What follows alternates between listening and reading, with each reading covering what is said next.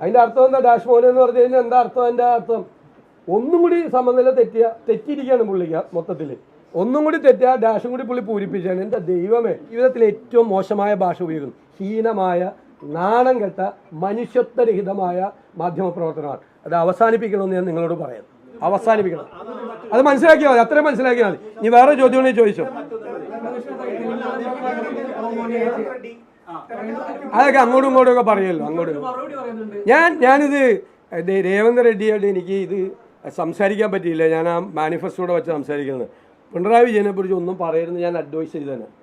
കാരണം വെച്ചാൽ അദ്ദേഹത്തോട് സൂക്ഷിച്ചു പറഞ്ഞില്ലെങ്കിൽ ഏറ്റവും മലയാളത്തിലെ ഏറ്റവും മോശമായ വാക്കുകൾ പറയുന്ന ആളാണ്.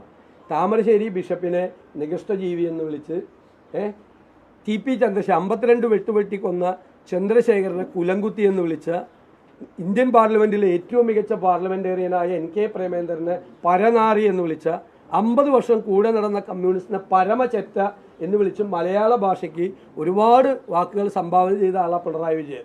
എനിക്ക് രേവന്ത് റെഡ്ഡിയോടൊന്ന് അഡ്വൈസ് ചെയ്യാം. അദ്ദേഹത്തോട് ഒരിക്കലും പിണറായി വിജയനെ പറ്റി ഒന്നും പറഞ്ഞത് തിരിച്ച് നിങ്ങൾ കേൾക്കാത്ത, ഭൂമി കേൾക്കാത്ത ഭാഷ വരും, തമാശ ഒന്നും അദ്ദേഹത്തോട് പറയണം എന്ന് വിചാരിച്ചാൽ പറ്റില്ല. അതാ പറഞ്ഞത്. അതാണ് ഞാൻ പറഞ്ഞത് അത്രേ പറഞ്ഞുള്ളൂ എന്നുള്ളത് ഭാഗ്യം. ഡാഷ് മോനെ എന്നേ പറഞ്ഞുള്ളൂ. അതിൻ്റെ അർത്ഥം എന്താ? ഡാഷ് മോനെ എന്ന് പറഞ്ഞു കഴിഞ്ഞാൽ എന്താ അർത്ഥം? അതിൻ്റെ അർത്ഥം ഒന്നും കൂടി സമനില തെറ്റിയിരിക്കുകയാണ് പുള്ളിക്ക് മൊത്തത്തിൽ. ഒന്നും കൂടി തെറ്റുക, ഡാഷും കൂടി പുള്ളി പൂരിപ്പിച്ചാണ്. എൻ്റെ ദൈവമേ, കേരളത്തിൽ എന്തൊരു നാണക്കേടായ രാജ്യം മുഴുവൻ. ഈ കേരളം അപമാനത്തോടുകൂടി തലകുനിച്ച് നിൽക്കേണ്ടി വന്നേനെ. അതൊക്കെ ഞങ്ങൾ സൗകര്യമുള്ളപ്പോൾ ചെയ്തോളാം. പിന്നെ ഇല്ലില്ല, അതൊക്കെ ഞങ്ങൾ വേറെ എന്തെങ്കിലും വാർത്തകളുണ്ടോ? വേറെ എന്തെങ്കിലും ഉണ്ടോ? ഇല്ലില്ല. വേറെ എന്തെങ്കിലും വാർത്തകളുണ്ടോ? 2020 അവർ BJP ഭാഗത്തോട് ചേർന്നതോടുകൂടി അവരുടെ 75% പ്രവർത്തകർ തിരിച്ചു കോൺഗ്രസിൽ ചേർന്നു. അവർ ശുഷ്കമായവർ.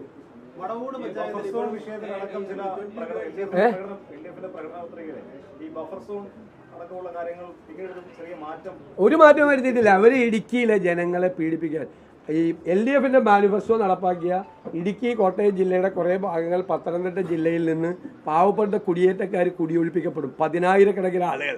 ഇവരൊരു മാനിഫെസ്റ്റോ തയ്യാറാക്കിയതാണ്. ചിരിച്ചിരിച്ച് മണ്ണ് വെപ്പും മാനിഫെസ്റ്റോ ഉണ്ട്. ബഫർ സോണിനെതിരായി സമരം ചെയ്തതാണ്. ഇപ്പോൾ അത് നാഷണൽ പാർക്കിൻ്റെയും വന്യജീവി സങ്കേതത്തിൻ്റെ അടുത്ത് മാത്രമേ ഉണ്ടായുള്ളൂ ഈ ബഫർ സോൺ. LDF മാനിഫെസ്റ്റോ അനുസരിച്ച് എല്ലാ വനങ്ങളുടെ അടുത്ത് ബഫർ സോൺ വച്ചേക്കുക. ബഫർ സോണിൻ്റെ ഇപ്പുറത്ത് മാനിപ്പുലേഷൻ സോൺ, ബഫർ സോൺ കൂടാതെ. മനസ്സിലായില്ലേ?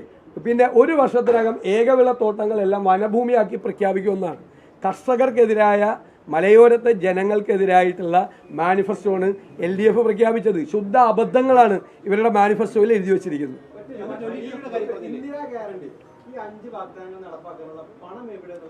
പണം ഞങ്ങൾ പറഞ്ഞല്ലോ. കേരളത്തിലെ ഗവൺമെൻറ് തകർത്ത് തരിപ്പണമാക്കിയിരിക്കുന്ന സമ്പദ് വ്യവസ്ഥയെ ഞങ്ങൾ മെച്ചപ്പെടുത്തും.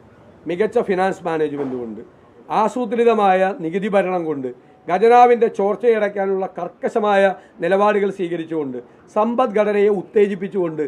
ഇപ്പോൾ ഉദാഹരണത്തിന് കേരളം കൺസ്യൂമർ സ്റ്റേറ്റാണ്. കൺസ്യൂമർ പോയിന്റിലാണ് GSTയുടെ ടാക്സ്. 5 കൊല്ലമായിട്ട് ഞാൻ നിയമസഭയിൽ അഭ്യർത്ഥിക്കുകയാണ്, നിങ്ങൾ ദയവ് ചെയ്ത് GSTക്ക് അനുരോധമായി ഈ ടാക്സ് അഡ്മിനിസ്ട്രേഷൻ പുനഃസംഘടിപ്പിക്കണമെന്ന്. കേരളത്തിൽ ഇത് ഇപ്പോഴും വാറ്റാണ്. ഞങ്ങൾ അധികാരത്തിൽ വന്നാൽ 1 കൊല്ലത്തിനകം GSTയിൽ 30 മുതൽ 35% വരെ നികുതി വരുമാനം ഞങ്ങൾ വർദ്ധിപ്പിക്കും. അപ്പം ഞാൻ അവസാനിപ്പിക്കുകയാണ്. UDF അല്ലെന്നേ, നികുതി വർദ്ധിക്കല്ല, നികുതി വരുമാനം വർദ്ധിക്കുമെന്ന്. നികുതി പിരിക്കുന്നില്ല കേട്ടോ. പറഞ്ഞുതരാം. അതായത് 5 കൊല്ലം കൊണ്ട് IGSTയിൽ 25,000 കോടി രൂപ ഗവൺമെൻറ് നഷ്ടപ്പെടുത്തിയെന്ന് ഞാൻ അസംബ്ലിയിൽ ആരോപണം ഉന്നയിച്ചു. ധനകാര്യമന്ത്രി പറഞ്ഞ് അടിസ്ഥാനരഹിതമാണെന്ന് പറഞ്ഞു. 3 മാസം കഴിഞ്ഞപ്പോൾ ഗവൺമെൻറ്റിൻ്റെ കീഴിലുള്ള ഗുലാത്തി ഇൻസ്റ്റിറ്റ്യൂട്ട്, അറിയാമല്ലോ, ഫിനാൻഷ്യൽ സ്റ്റഡീസ്, അവരെ റിപ്പോർട്ട് കൊടുത്തു. ഞാൻ പറഞ്ഞതുപോലെ 25,000 കോടി നടപടിക്രമങ്ങൾ മര്യാദയ്ക്ക് ചെയ്യാത്തതുകൊണ്ട് സെൻട്രൽ പൂളിൽ നിന്ന് നഷ്ടപ്പെടുത്തിയ ഗവൺമെൻറ്റാണിത്. മനസ്സിലായേ? ടാക്സ് കൂട്ടിയിട്ടല്ല മേടിക്കുന്നത്, ടാക്സ് കൃത്യമായിട്ട് കിട്ടുന്നില്ല. കൺസ്യൂമർ പോയിന്റിൽ ഈ കേരളമായിരുന്നതിന് ഏറ്റവും വലിയ ബെനിഫിഷ്യറി. ആ ടാക്സ് കൂട്ടിയിട്ടല്ല. ടാക്സ് കൂട്ടാൻ പറ്റുമോ? അതൊരു ഒരു അജ്ഞത ഉള്ള ഒരു ചോദ്യമാണ്. കാരണം GST കൂട്ടാൻ ഒരു സ്റ്റേറ്റ് ഗവൺമെൻറ് വിചാരിച്ചാൽ പറ്റുമോ? ചെറിയൊരു മണ്ടത്തിലുണ്ട് അതിനകത്ത് ആ ചോദ്യത്തിൽ. കൈരളിയാണെങ്കിൽ എനിക്ക് പറയാതിരിക്കാൻ പറ്റില്ല. കാരണം ടാക്സ് വർദ്ധിപ്പിച്ചിട്ടാണോ ജി എസ് ടി കൂട്ടാനുള്ള എന്തെങ്കിലും അധികാരം സംസ്ഥാന ഗവൺമെന്റ് ഉണ്ടോ? അപ്പോൾ ഒരു ചെറിയൊരു മണ്ടത്തിൽ ആ ചോദ്യത്തിലുണ്ട്. പറഞ്ഞു.